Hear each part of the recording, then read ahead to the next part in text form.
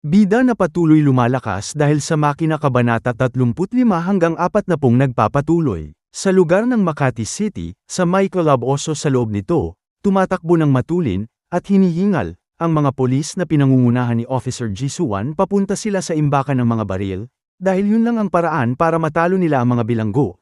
Sumilip ito sa dadaanan nila, at nakita niya ang naglalaway, na 2 police dog na naging aswang, bigla silang sinunggaban. Natataranta naman ang kasama niya, kaya hindi nito matamaan yung police dog. Hanggang sa makalapit ito sa kanya at kinagat sa leeg, yung isang policewoman ay nagpanik hindi alam anong gagawin, nagulat na lang ito ng matusok, siya ng kakaibang aswang sa ulo, sabay humaba ang dila nito, sakto naman may paparating na bala ng pana. Tinamaan yung dila ng aswang at nadikit sa pader. Nagulat na lang si Jisuan, kung sino ang pakialamerong dumating. Ang ating bida lang pala at si Sintong tag-isang police dog daw sa kanila. Nilusob naman sila ng 2 police dog. Bamuka at kakainin si Sintong sa mukha, napasabi na lang si Jisuan na mag-ingat daw ito, sabay hinawakan ito sa bunganga, at ibinalibag sa pader ang police dog, hinigpitan nito ang hawak, at pinilit na ibuka ang bunganga, habang namumula ang mata, ginawang parang papel na pinunit ang police dog, si Liu Ping naman ay penana niya yung isa pang police dog sabay sumabog. Bago na daw ang kanyang pana may kasamang pasabog, napansin niya ang kakaibang aswang na aatake.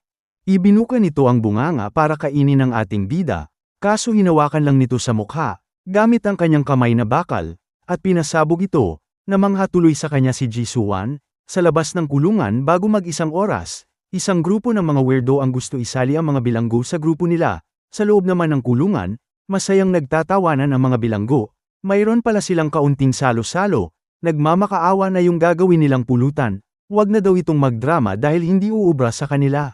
Sabay sinindihan nila ito, at nagparty sila habang nagtatawanan, pinakita naman ng atabs kay boss kung paano nila niluto ang pulutan, napatawa na lang si boss hahaha, habang pinapasaya ng 2 babae si Iron Tongue's bossing ng mga bilanggo, at may isa pang balita ang atabs nito nakatakas daw si Jisuan, napawat na lang si Iron Tongues, pagkatapos ay sinampal niya ito. Ang nakatakas daw na babae ang may hawak ng susi sa imbakan ng baril. Bibigyan niya daw ito ng kalahating araw para mahuli ito, sabay may napansin siyang ingay, isang lalaking nag-exercise sa loob ng silda, sinabihan niya ito na sumanib sa kanyang puwersa si Sniper Long Suwan alias Kamoteng Agila, tinitigan lang siya nito ng masama, kalahating oras na ang nakakalipas, maduming bata daw si Sintong Saad ng ating bida, dapat daw ay malinis itong gumalaw sabay pinunasan niya ang dumi. Iniisip naman ni Jisuan sobrang lakas daw ng 2. Nagsabi naman si Sintong na gusto nitong uminom ng gatas ng ina. Sinagot siya ni Liu Ping wala daw silang gatas na dala. Itinuro nito si Jisuan may gatas daw ito. Pinigilan siya nito napaisip tuloy ang babae na inaabuso ang murang isip ng bata. Nilapitan ito ni Liu Ping at kinumusta. Sabay nilapit ang kamay. Nagulat na lang ito dahil may pinusesan siya. Binanggit ni Jisuan kahit katapusan pa ng mundo hindi pwedeng maging tama ang mali katulad ng child abuse. Napanganga na lang ito dahil sa maling akala, maya-maya ay tinanggal na yung posas, at humingi ito ng paumanhin hindi niya daw alam na magkapatid ang 2. Pagkatapos tinanong niya kung anong kalagayan sa labas dahil nakawala daw mga bilanggo sumagot si Liu Ping na wasak na daw ang lahat kaya pumunta siya dito para kumuha ng baril. Kung kukuha daw ito ng baril kailangan muna nila magkaroon ng kasunduan. Hawak daw niya ang susi dito at dahil malakas ang ating bida kailangan niya daw ang tulong nito para mapuksa ang mga bilanggo at mailigtas ang kasamahan niya. Nagkasundo naman ang 2, 5 araw na daw nakalipas nang makawala ang mga bilanggo sa pamumuno ni Iron Tongues, papunta na sila sa imbakan ng baril, nasa ika-4 na palapag na sila. Sinabi ni Liu Ping na may mga tao sa dadaanan nila, sinilip nila ito at nakita nila ang mga bilanggo na nagsasaya. Ika-4 na palapag, pinunit ang damit. Hinuhubaran ng 2 lalaki ang babae habang binibidiyahan nito para may pang-upload na reels sila.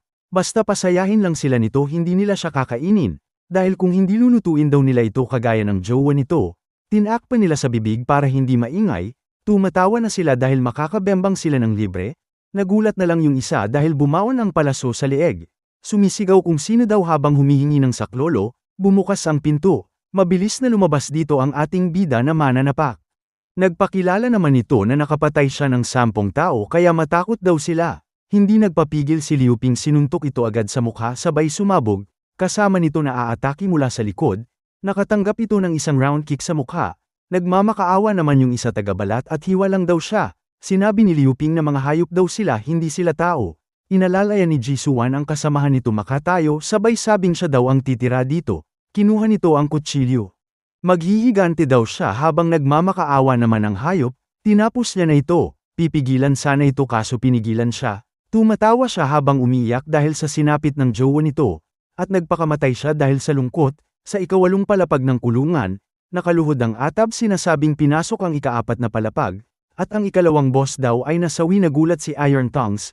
At inipit niya ang kanyang atabs, sabay itinaas sa ere. At hinati niya ito sa dalawa habang tumatawa.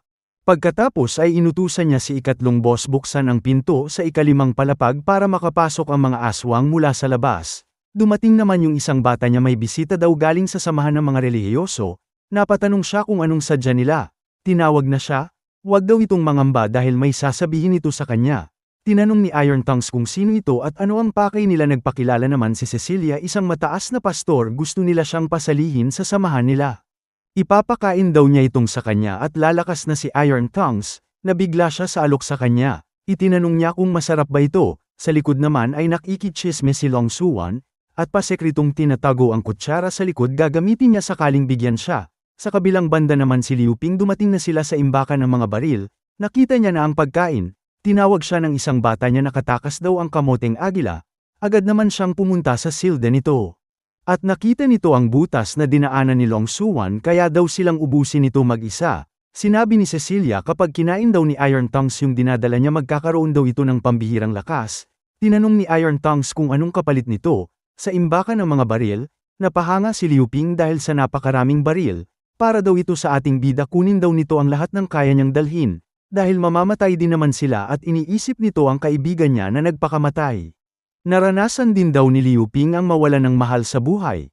Pero hindi siya nawalan ng pag-asa dahil mayroon pa siyang mahal na kapatid. Hinawakan siya ni Liu Ping sa dibdib, at inimbitahan nito na magsama silang mamuhay sa mga huling araw. Na-shock tuloy siya dahil hindi pa sila masyadong magkakilala. May biglang naramdaman si Sintong, sabay napalingon siya. At pumunta siya dito habang naglalandian ang dalawa. Napahaba ang kwentutan nila dumating sa high school life ng ating bida. May biglang nagtapon sa kanila ng kutsara, buti na yakap niya agad si Yu Sowan kaya di tinamaan. Rumesbak naman ng pana si Liu Ping, natanggal yung takip ng kisame, at lumabas mula dito si Long Suwan, alias Kamoteng Agila, sabay umatake ito. Penana naman siya ng ating bida at tinanong kung sino siya, nakailag ito at babanatan ng paa ni Liu Ping. Napansin niya na marunong ito sa kung fu, kaya hinaranggan niya ng sandata, sabay nagpakitang gilas ito, at nagkaroon ng palitan ng kung fu ang dalawa. Magaling daw ang ating bida, nakilala naman siya nito, sabay tinawag si Long Suwan, nagtaka tuloy ito bakit siya kilala, natapos itong magsintas, at kinuha nito ang baril na sniper. Tinawag ni Liu Ping si Long Suwan na kapatid dahil pareho sila ng pinasokan na high school at idol niya daw ito. Binanggit niya na may tirahan siya na puno ng pagkain, gusto niya silang isama. Papayag daw si Jisuan kapag natupad nito ang kasunduan nila, samantala si Long Suwan ay hindi sasali dito. Sabay tumalikod na lang ito, napasabi na lang si Liu Ping ng idol saan ka pupunta. Nagbabala ito na wag siyang pinakikialaman dahil madugo ang buhay nito. Nagulat na lang ang ating bida, hindi niya alam kung anong nangyari sa buhay nito. Pagkalipas ng 10 minuto sa imbakan ng baril, sa wakas ay natapos na rin nila ang mataas na teknolohiya ng delivery rider. Pagpindot dito ay nawala lahat ang mga baril, ginamit dito ang portal, napakamot na lang sa ulo si Yu Sowan.